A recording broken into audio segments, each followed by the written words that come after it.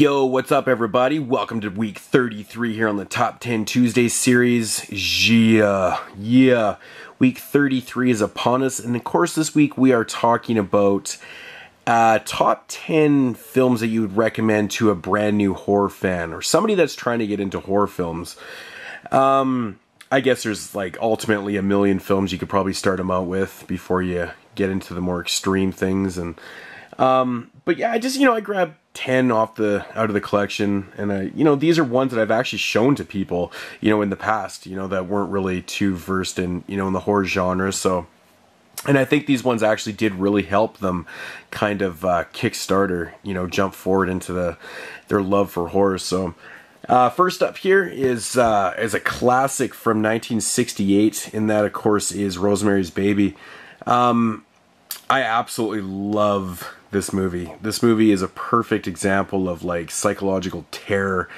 Really cool story to it. I don't want to give anything away if you've never seen it before, but this one right here is just a very precise definition of horror. It's terrifying. It's just so realistic and stuff, and it could possibly actually happen, which I think it has. But yeah, Rosemary's Baby, just an amazing film from Roman Polanski from 1968. Yeah, we just talked about this one on our final episode of the podcast for season 2. But yeah, this one right here is a bona fide 10 out of 10 for me. Rosemary's Baby. If you've never checked it out, definitely check it out. Which I'm sure most people watching this video have actually checked out probably everything in this video. And these are not going to be in any order, by the way, because there's no point in ranking these. Next up here is Lucio Fulci's The Beyond. I've shown this to lots of people. Well, I shouldn't say lots. I've shown it to a few people that were just kind of, getting a little more versed in horror films. And, they turned out to absolutely fucking fall in love with this film.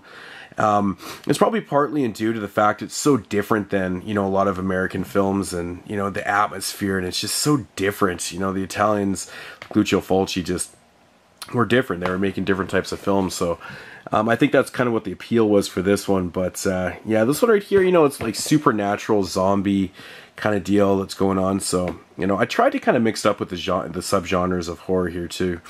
So yeah, The Beyond's one of my favorite films of all time, in my top 5. Next up here is my all-time favorite horror film, which is Dawn of the Dead. Everybody knows that watches my channel. Dawn of the Dead is, of course, my favorite film.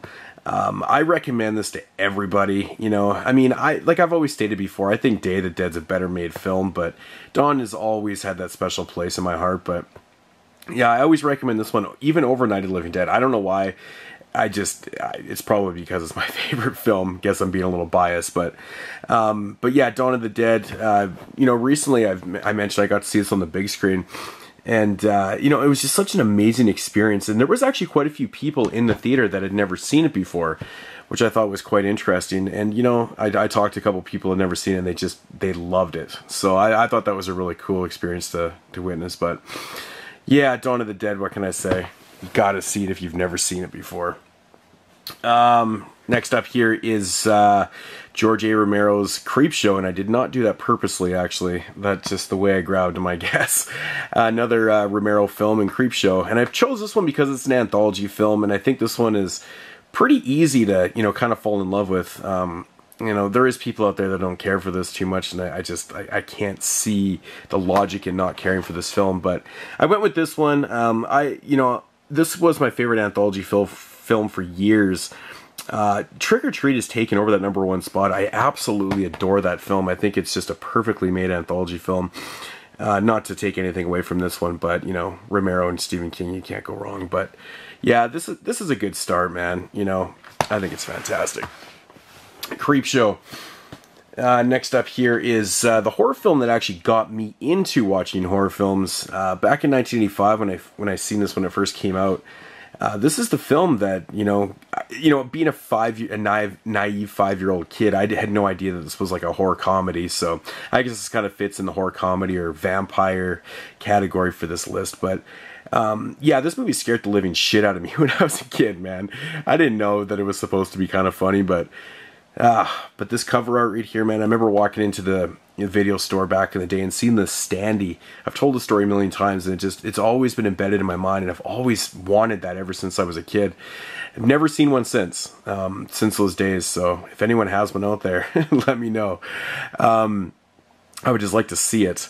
But yeah, Fright Night, this one right here, man, just so amazing. You know, again, there's people out there that don't like it, Zach. But you know, this is one of those films that I always tell people that they have to see. So Fright Night, yeah. Next up is another bona fide classic to me, and that's Black Christmas. And this one right here, you know, it's kind of like a home invasion, proto-slasher type film. And I've always said that this one and The Beyond actually are like two of my favorite endings out of any horror film of all time. And actually, Rosemary's Baby is another one in my top 5. So that's kind of interesting, but maybe that's why I picked these subconsciously. I just want, you know, a newbie to experience a really good ending to a film. I don't know. But yeah, Black Christmas, it's just so atmospheric and just so fucking amazing. I love this movie with all my heart. I think it's just so great. Bob Clark, man, I wish he had done a lot more horror films, but, you know, the ones that he did well, for the most part. But Black Christmas, everybody knows about this. Yeah, you gotta see it. If you're watching this video and you've never seen it before, well, now you have to. Next up is John Carpenter's The Fog. I'm not really too sure on why. I don't know why my voice is cracked there. I guess it's because I'm sick.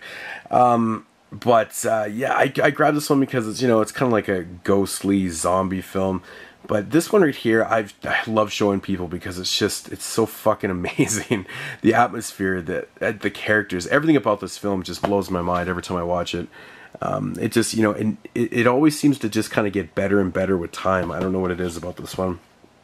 But yeah, The Fog, I mean, Tom motherfucking Atkins right there, you know what I'm saying? Like, dude with no mustache, it's so bizarre. But yeah, The Fog, it's just an amazing, amazing story. It's great stuff. I gotta take it back to 1931. I believe this is when Frankenstein came out. Sorry, I'm sick and it's like 1 o'clock in the morning. But yeah, you know, I had to throw in a black and white Universal monster film. Frankenstein is my favorite one, so you know, of course I would have to recommend Frankenstein. Man, and I have to say this Blu-ray looks so fucking good, man. Like, a lot of people say that these things can't look good on Blu-ray, but, you know, I have to beg to differ on that one.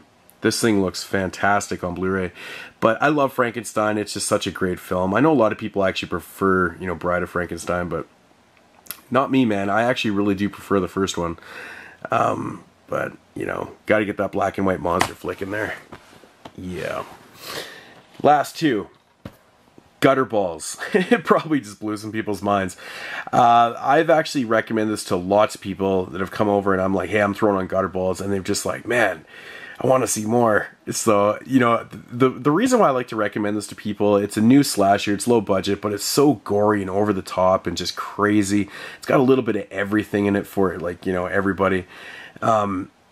But I always figure if you can get through Gutterballs and really, really enjoy it, there's probably, it just, in my opinion, it kind of opens up the doors of the floodgates to like a whole pile of other type of horror films. So, but yeah, Gutterballs, like I said, I've actually recommended this to people and they're just like, the fuck was that movie again? I'm like, Gutterballs? I'm like, yep, that's the one. I got to see that again. So they really enjoyed it. But yeah, this movie is just absolutely ridiculous. I absolutely love this movie. Favorite kill has got to be the ball shine kill. That thing is just fucking ridiculous. So good. And last one, of course, is the Texas Chainsaw Massacre. Now, you have to see this. If you're brand new and getting into horror, you got to see the Texas Chainsaw Massacre. You know, like my boy JP always says, this is the true definition of horror. This movie's brilliant, man. You know, it really kind of proves you can make a really scary-ass film without having a blood and gore and all that other bullshit in there. It's just the way this one's shot and the characters, the setting, you know, the location, oh man, the music, the sound effects. This movie is terrifying. Like, I mean, the first time I watched Texas Chainsaw Massacre, I won't lie, I actually turned it off when I was a kid. It was scaring the shit out of me. I couldn't handle the screaming in this movie. It was terrifying me. I think I was around 9 or 10 the first time I tried to watch this, and I actually didn't watch it for a couple more years after. It actually scared the shit out of me. I don't know what it was, man. I think it's probably even the opening credits with that, you know, that really iconic sound, you know, the picture sound or whatever the fuck it is. But yeah, Texas Chainsaw Massacre, just, it's definitely something you have to check out if you're just getting into horror. So, but that is going to do it. Quick little recap here. Rosemary's Baby, The Beyond, Dawn of the Dead, Creepshow, Frankenstein, The Fog, Black Christmas, Fright Night, Gutter Balls, and the Texas Chainsaw Massacre. And I have no idea why I laid them out like that. I've never done that in one of these videos before. I'm a strange cat. Anyways, guys, that's going to do it for this episode. I'll be back next week, of course, with another episode. And I'll leave all the links down to all the other cats I do this with. And make sure to go check out their videos. Give them a sub. And yeah, talk to you guys later. Peace.